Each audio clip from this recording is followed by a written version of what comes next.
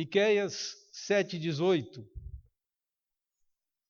Assim diz a palavra do Senhor: Quem, ó Deus, é semelhante a ti, que perdoas a iniquidade e te esquece da transgressão do restante da tua herança? O Senhor não retém a sua ira para sempre, porque tem prazer na misericórdia. Vamos orar ao Senhor. Pai Santo, pedimos a iluminação do Senhor e a bênção do Senhor sobre nós. Sem a assistência do Teu Espírito, não poderemos, Senhor Deus, caminhar um só passo. Seremos certamente traídos por nossas ideias, por nosso próprio coração, pelas nossas impressões e pelos nossos interesses. Seja soberano sobre nós, que Teu Espírito amorosamente nos conduza pensamento e coração para aquilo que Te agrada, porque esse culto é dedicado ao Senhor para o louvor do Teu nome. Fala aos nossos corações e a nossa oração em nome de Jesus. Amém.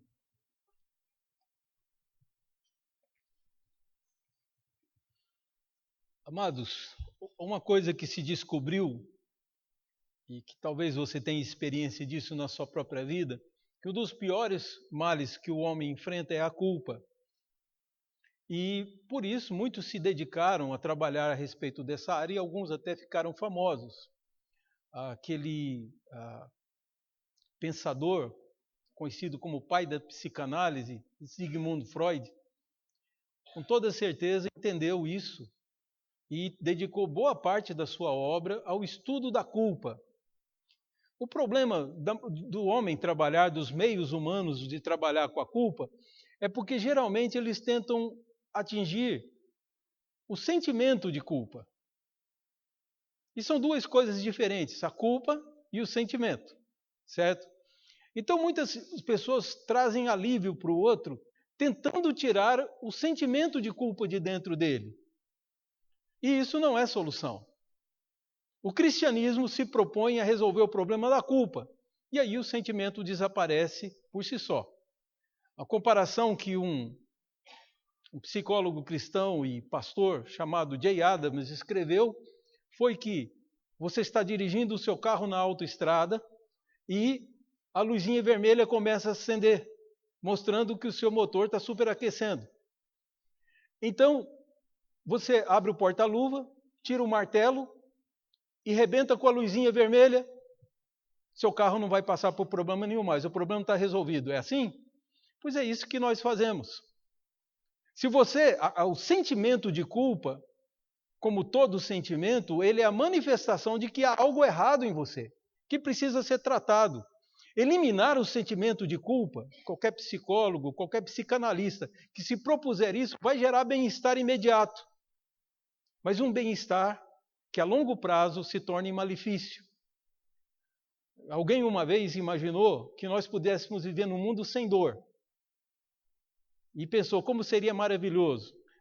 E aí, compartilhando com alguém um mundo sem dor, ele disse assim, seria, sem dúvida, uma grande catástrofe.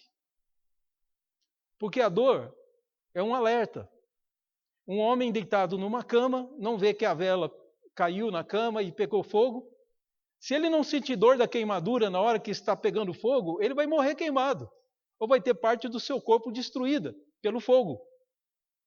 Dessa mesma forma, a dor não é algo ruim. A dor é que avisa você que você tem que ir no médico. Aí o gastrologista, vai olhar e dizer, olha, você está com problema, está candidato a ter uma úlcera. Mas a dor, ela é um benefício. Até pensando aqui, olhando profissional, a dor do dente te avisa que está havendo uma cárie ali. Você precisa procurar o dentista para que ele trate da sua boca. Porque grandes males podem vir de uma mera infecção de dente.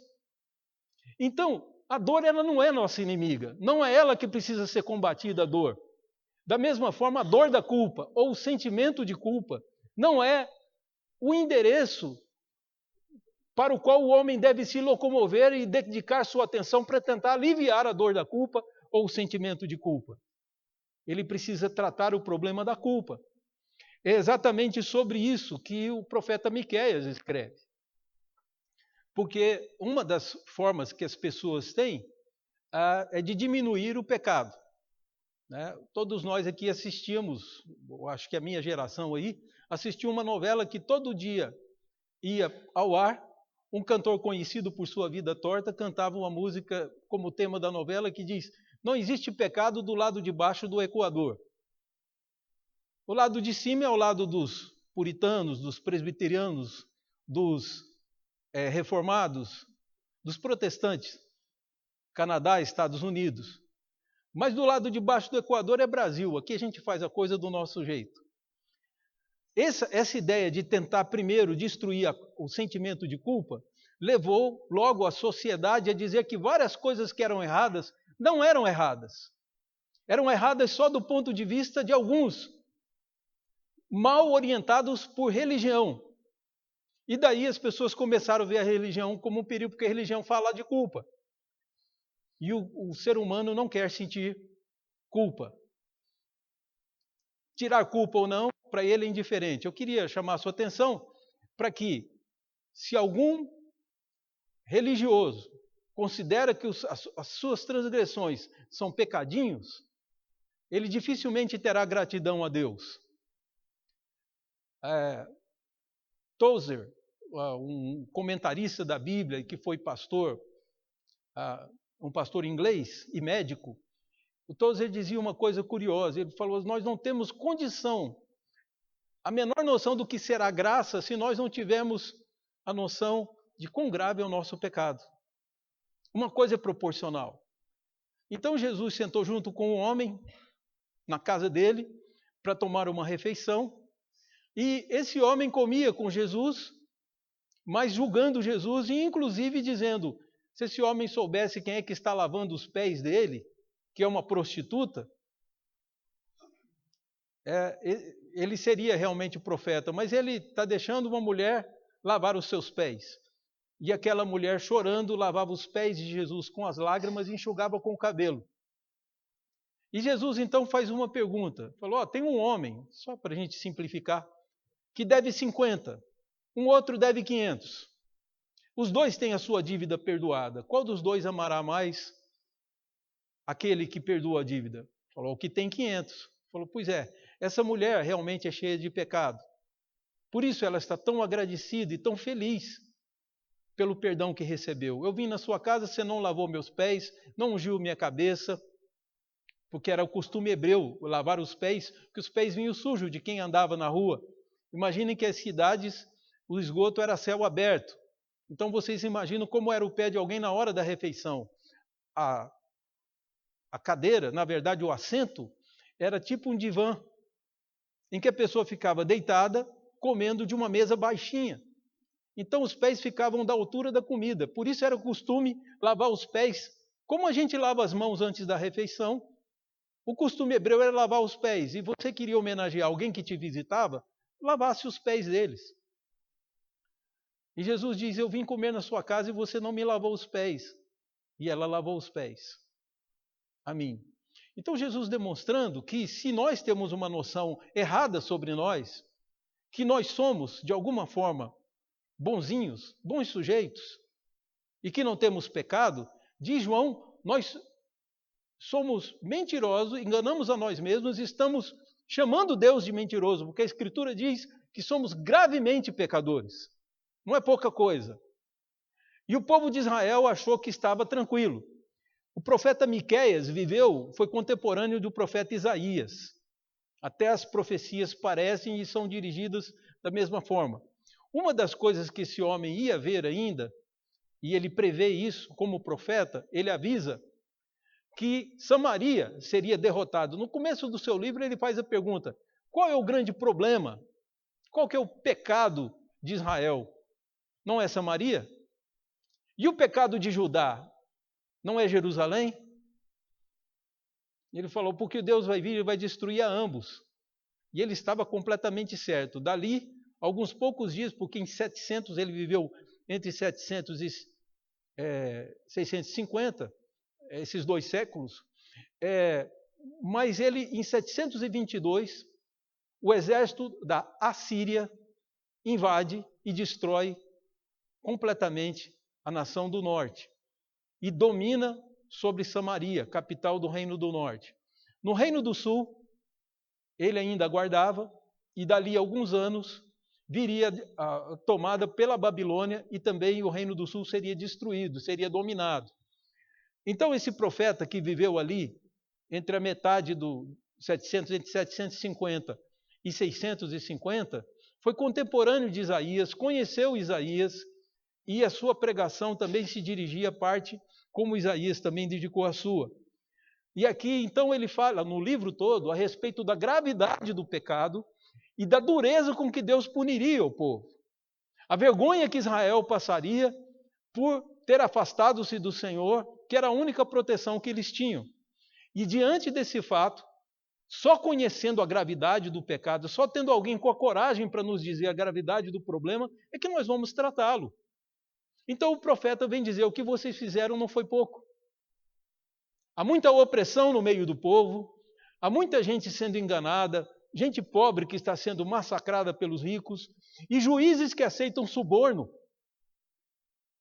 Quando a justiça se corrompe de um país, nós brasileiros sabemos bem disso, quando a justiça se corrompe, perde-se tudo, porque o único recurso que você tem é recorrer à justiça para você ter o seu pleito, para que alguém te faça justiça.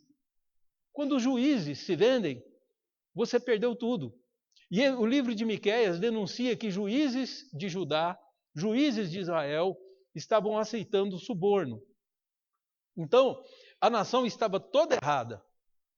E daí ele vem falando de condenação. O interessante é que no final do livro aparece a luz no fim do túnel, graças a Deus. Miqueias traz um dos textos mais formidáveis, porque ele contempla que Deus vai perdoar o pecado de Israel. Depois de Israel passar por uma profunda humilhação, vai se arrepender. E Deus então vai vir em socorro, e o que Deus vai fazer é perdoar. Mas ele usa uma terminologia que é interessantíssima para nós. Porque você, como eu, crê que Deus sabe todas as coisas. Deus sabe tudo o que acontecerá, não só sabe como determinou, como ele sabe tudo o que aconteceu. E aqui no texto fala de esquecer. Como é que aquele que sabe todas as coisas pode esquecer? Pois se ele não esquecesse, ele teria que cobrar de você a falta. Então, esse texto se aplica a nós, porque estamos numa nação, como disse Isaías, de lábios impuros, e somos pessoas de lábios impuros, e habitamos no meio de um povo de impuros lábios. Nós transgredimos, e agora, diante do Senhor, o que é que nós vamos responder? Então vem a palavra do profeta Miqueias, no final do seu livro, dizendo que ele está atordoado com a visão que ele teve de Deus, que ele está maravilhado, que o Senhor é maravilhoso. Por que Deus é incomparável? Que essa é que é a palavra, aliás, é uma tradução do nome Miqueias. Os irmãos cantaram aqui no cântico dirigido pela equipe de louvor, Yahvé. Esse é o nome de Deus. E o início do nome de Deus é que acaba virando um sufixo de muitas palavras e muitos nomes em hebraico. Então você tem a palavra, a expressão aleluia, que é halelu, que é um imperativo plural. Você está dizendo para o povo, louvem. Yah é o começo do nome de Deus. Então aleluia tem tradução, significa louvem ao Senhor, louvem a Yahvé. Então você tem esse sufixo. A raiz do nome Miqueias é a mesma raiz do nome Miguel. Um primeiro prefixo, mi, é uma pergunta. Quem? Ra é o mesmo que nós usamos como. Então, Michael, que deu origem ao nome Michael, do alemão, que você conhece, aquele piloto de Fórmula 1, e o nome Miguel no português, o nome Michel no francês, o Michael no inglês, é o mesmo nome. Significa quem é como Deus, Micael ou Miguel. Agora você chega no nome Miqueias, é parecido, quem é como Yahvé. Em vez de falar Deus, fala o nome de Deus, que esse é um nome conhecido em Israel, conhecido o nome de Deus. Miqueias ou Micaías significa quem é como Yahvé, quem é como o nosso Senhor. E é a partir daí que ele faz essa pergunta, ele diz, quem, ó Deus? Ele faz essa pergunta para o Senhor. Quem, ó Deus, que é semelhante a ti? Quem é como o Senhor? literalmente é essa: quem é como tu? Literalmente é isso que ele pergunta: quem, ó Deus, é como tu? Não tem ninguém na terra que é assim. Nem os homens que são perversos têm a capacidade de perdoar como o Deus Santo. E ele diz aqui, que perdoas a iniquidade e te esquece das transgressões do restante da tua herança. O Senhor não retém a sua ira para sempre, porque tem prazer na misericórdia. Então, esse primeiro versículo nos demonstra do amor de Deus. Ele nos ama tanto que ele tem prazer em nos perdoar. Então, é uma coisa que deve nos alegrar, a teologia do perdão. Porque Deus vai pagar o preço que for preciso para que fiquemos livres da culpa. É exatamente essa ideia. Não do sentimento de culpa. Não com palavras enganosas que façam você pensar que o que você faz não é grave, o que o nosso país faz não é grave.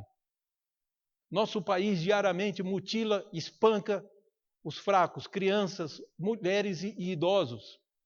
Desrespeita, pessoas roubam o nosso dinheiro, e daí nós ficamos olhando um para o outro e dizendo: isso não é grave, isso é comum. Eu nunca me esqueço de alguém que disse assim: olha, isso foi lá em Goiás, eu não atribuo nenhum político daqui. Eu ouvi lá em Goiás alguém repetindo uma frase que veio aqui de São Paulo. O sujeito diz assim: olha, fulano de tal é um ladrão, ele rouba, mas faz. Né? Estava falando de um político de Goiás, eu não estou me referindo a nenhum político de São Paulo. Ele rouba, mas faz. Então a gente desistiu de ter um político honesto. O que a gente precisa é nos conformar, contanto que ele faça o bem do povo, que ele pode roubar o quanto quiser. Essa não é a palavra de Deus. Essa não é a sentença do Senhor, que, dependendo de fazer bem para os outros, você justifica o mal que você pratica. Não está certo. Então, diante de Deus, ele está avisando que Israel será destruída, Judá será destruída, porque o Senhor não vai proteger.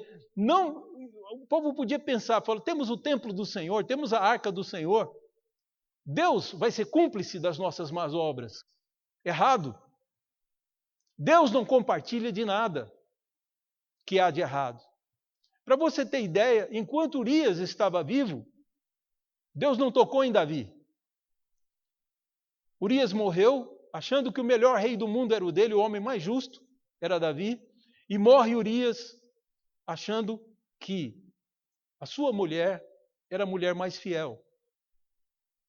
E quando acaba de morrer Urias, Deus manda o profeta Natã, procura Davi.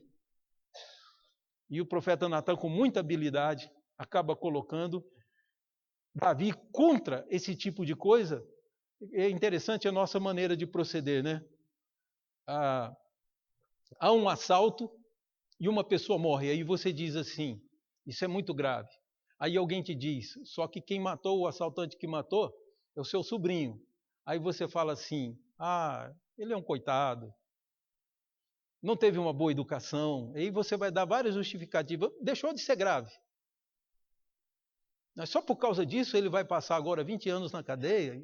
Rapaz tão novo, com futuro pela frente. Você começa a olhar outro caso. Então nós, os seres humanos, somos muitos assim. A gente diminui a gravidade do que é feito dependendo de quem está envolvido. Se for uma pessoa, se a vítima que morreu for parente seu, o criminoso é o pior homem do mundo. Mas se quem morreu foi um desconhecido e quem matou foi um parente seu, é bem possível, espero que não, mas é bem possível que você diga que não foi nada de tão grave assim. É porque ele envolveu-se com má companhia. É isso que você vai dizer. Ele foi influenciado, ele é um bom menino. Essa forma de ver não é a forma de Deus. Deus é justo. Deus conhece os corações e não se deixa enganar por nossas palavras e pensamentos. E é exatamente isso que Miqueias está dizendo. O que precisamos é de uma solução definitiva. Precisamos de uma solução definitiva para a culpa do pecado. E não coisas que amenizem a nossa consciência. A consciência é a luzinha te avisando que você precisa mudar. E aí, se você mata a sua consciência, é questão de horas, o seu carro vai fundir o motor. Se você quebrar a luzinha e não cuidar daquilo que precisa, não trocar o óleo ou coisa desse tipo do carro. Então, o que nós precisamos entender é que nós precisamos tratar do problema, e é isso que Deus faz. O ser humano é mau e precisa ser convertido. E é nessa ideia que Deus, então, lança o perdão. Como é que é essa história de Deus esquecer? O que faz Deus esquecer o pecado? Que remédio é esse? É o Deus mesmo que inventou o remédio. Ele mandou Moisés fazer a Arca da Aliança.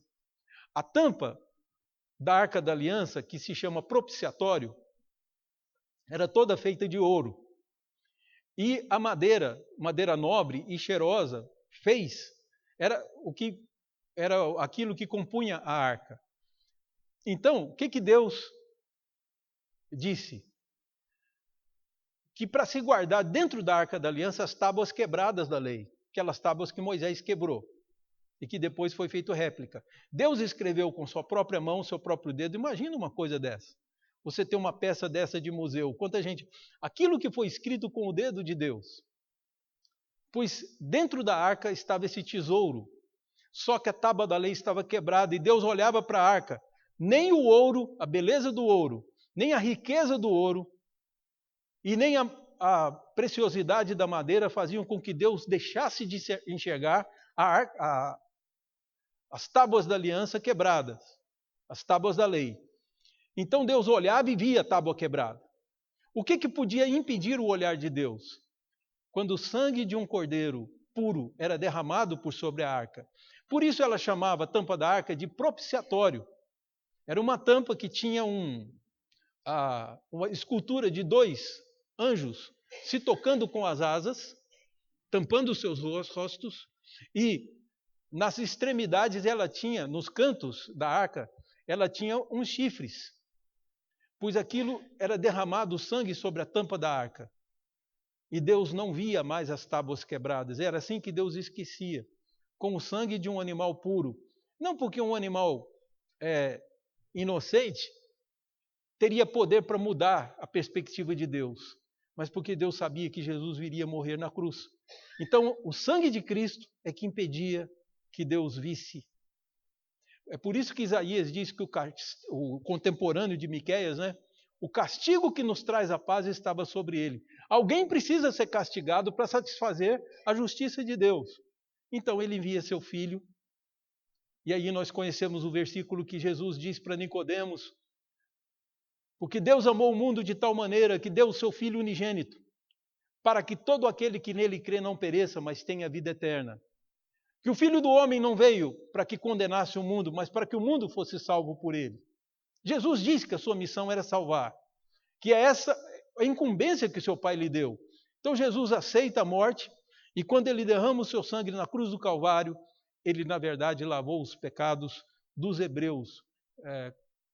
Os primeiros versículos do capítulo 2 da primeira carta de João dizem exatamente isso. Escreva essas coisas para que vocês não pequem.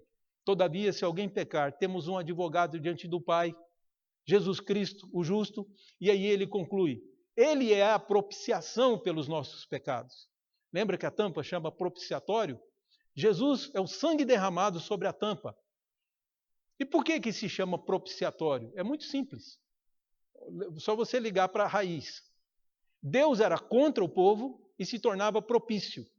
Ele era inimigo, e aí, quando o sangue era derramado, a justiça de Deus era satisfeita, ele podia, sim, levantar o povo e fazer com que ele andasse firmemente novamente. Como disse o nosso hino aqui, a passo triunfal.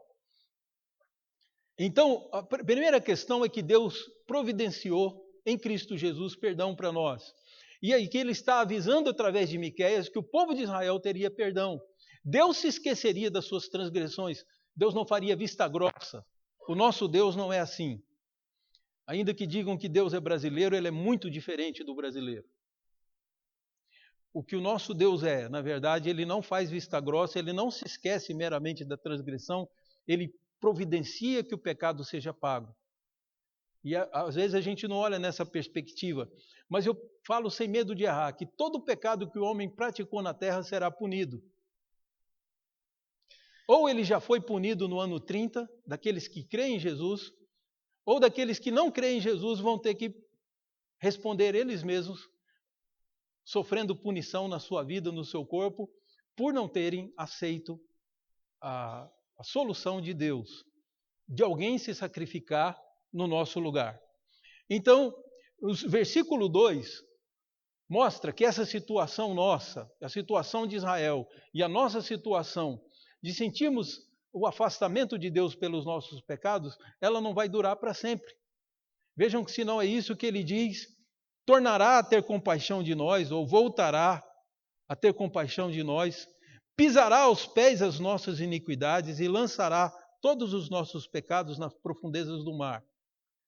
Então nós vemos que Deus não somente perdoa o pecado, ele tira o problema que existe entre nós e ele. E por consequência, a sensação de culpa também vai gradativamente desaparecendo do nosso coração, porque quando nós temos convicção de que o problema da culpa foi resolvido. Agora nós vimos no versículo seguinte, o versículo 19, que Deus vai tratar daquilo que é mais preocupante, do nosso verdadeiro inimigo. Talvez você pense que o pecado, não entenda como que o pecado pode ser o nosso inimigo. O apóstolo Paulo diz isso. Ele diz que ele fala lá a respeito do aguilhão da morte.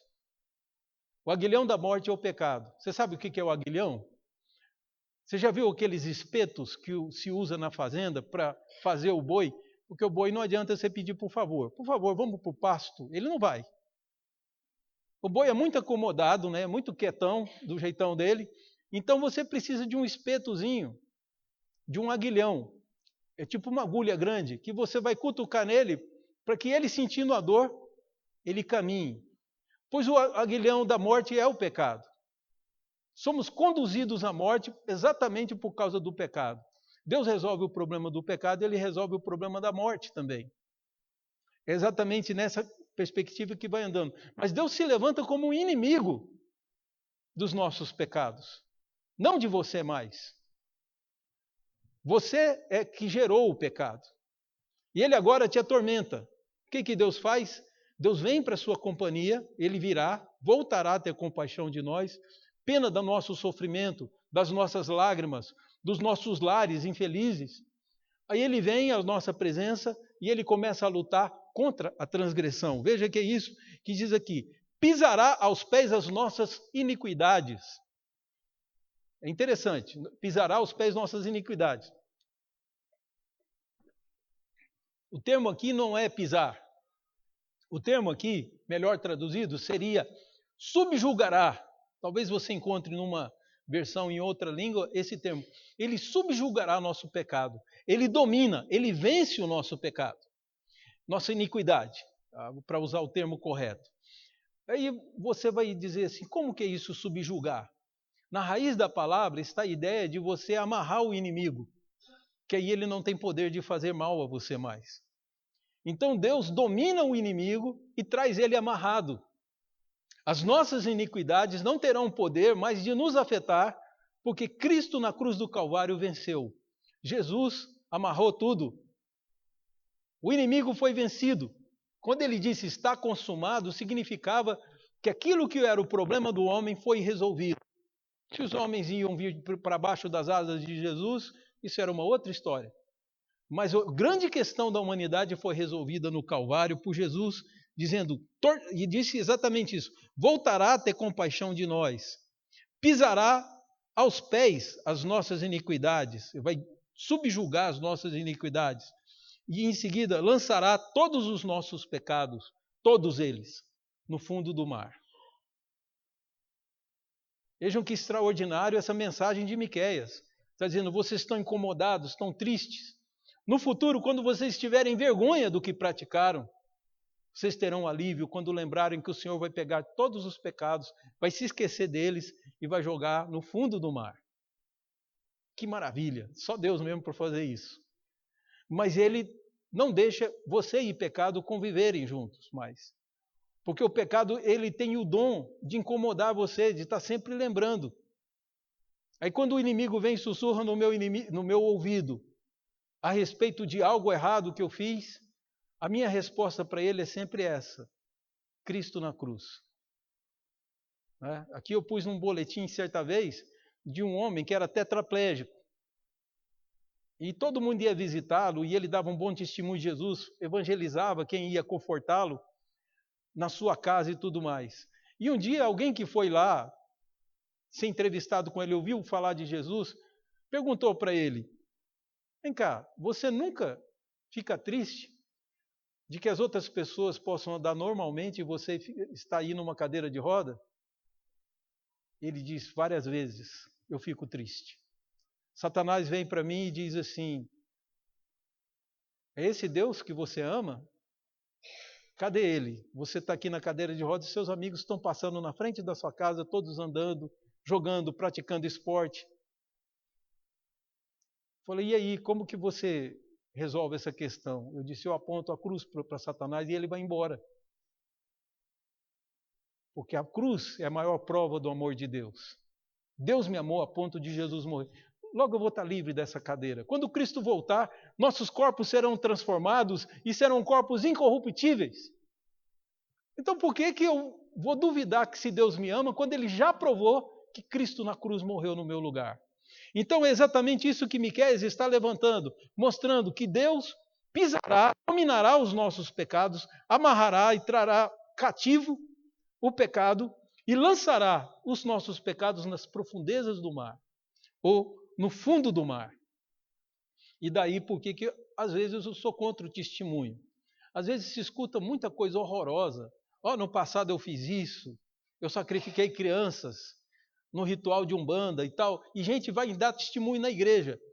E esse testemunho muitas vezes ocupa. O testemunho tem vários problemas, mas um deles é esse. Pecados que Deus lançou na profundeza do mar, eu vou lá buscar para ganhar notoriedade. Então, muito cuidado com o testemunho. O testemunho tem que edificar a igreja. Tá certo, queridos? Então, veja só, tornará a ter compaixão de nós, pisará aos pés as nossas iniquidades, lançará os nossos pecados nas profundezas do mar. Versículo 20, vamos ler. Mostrará a Jacó a fidelidade e a Abraão a misericórdia, as quais jurastes aos nossos pais desde os dias antigos. Que maravilha! Miqueias está dizendo que as promessas de Deus não perdem o prazo de validade. Elas não envelhecem. Promessa de Deus é sempre promessa. Não é porque esse livro foi escrito 700 antes de Cristo, ou seja, há 2.700 anos atrás, que essas promessas não têm validade. Como são atuais? Como falam de Jesus para mim? Então, a grande questão é que ele diz assim, desde os dias antigos, o Senhor prometeu para Jacó, prometeu antes disso para Abraão. Abraão, queridos, está mais longe ainda de Miqueias. Abraão viveu 2000 antes de Cristo. Então, só por aí você tem a ideia de quão distante Deus ainda preservou. Ele prometeu para Abraão. Então, o povo da aliança está guardado. Ele dará, literalmente é isso que está no texto bíblico, que não é de fácil tradução,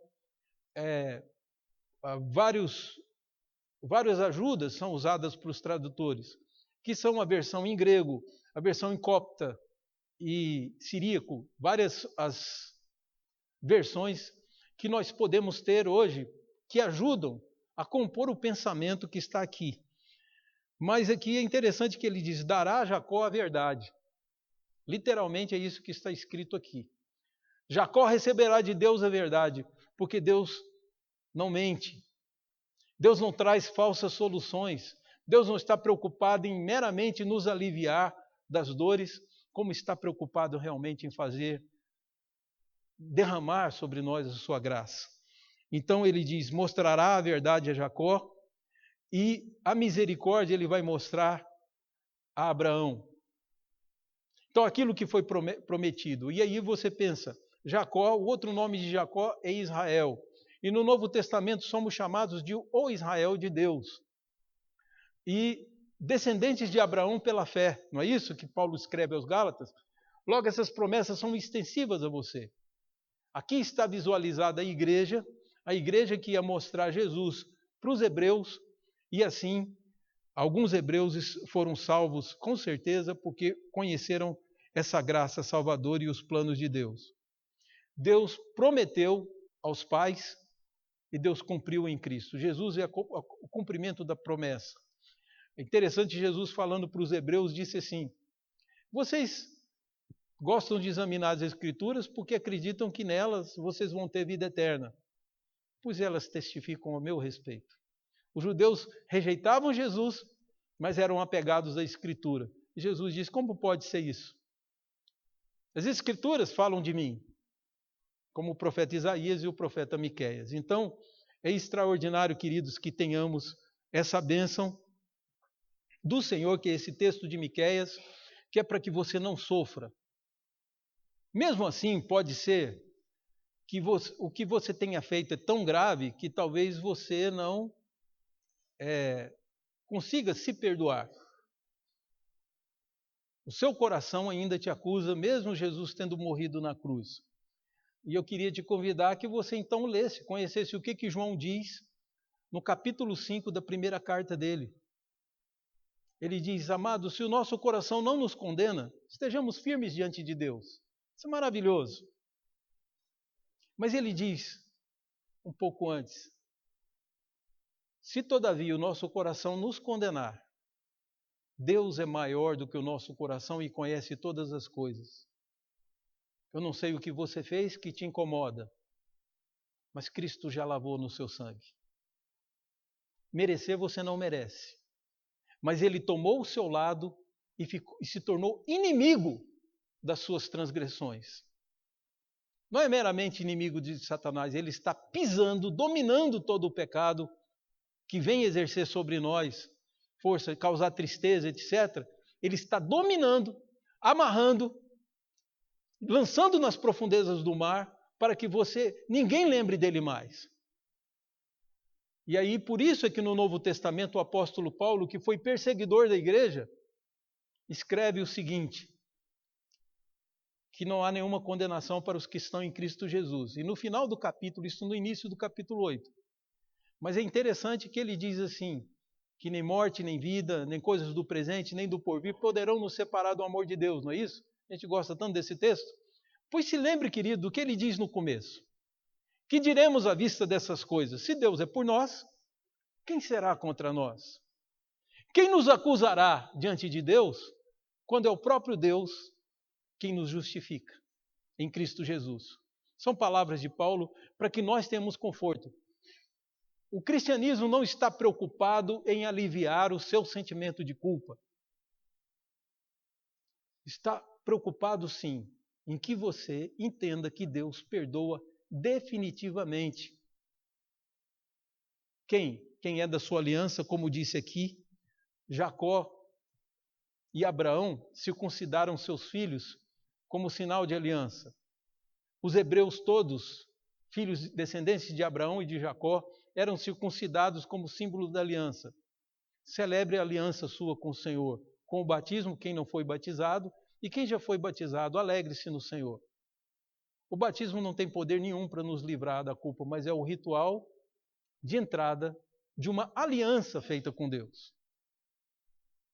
Então é assim que nós demonstramos a exteriorização daquilo que Deus fez dentro de nós, nos lavando do pecado.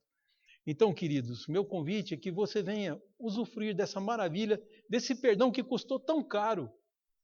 Jesus morre na cruz para te dar perdão. Morre na cruz e prova que Deus te ama.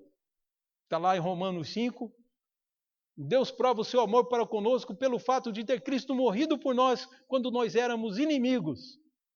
Quando nós éramos pecadores, inimigos de Deus, Jesus morre para salvar os inimigos de Deus e fazer deles filhos. Eu sou obrigado a falar que Miqueias tem toda a razão. Quem, ó Deus, é semelhante a ti? Porque o perdão dele é definitivo. E eu não aceito, você não pode aceitar, que Satanás vai tentar te lembrar de coisas que Deus já esqueceu.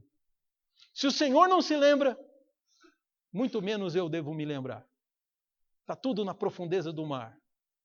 Será corroído pelo sal, pela água do mar, tudo vai destruir. Porque, na realidade, com o tempo a culpa desaparece. E fica a convicção de fé. Aponte para a cruz de Cristo. Jesus é a propiciação pelos nossos pecados, suficiente para a purificação do mundo inteiro. mais eficiente em você que crê. Que Deus nos abençoe. Vamos orar ao Senhor.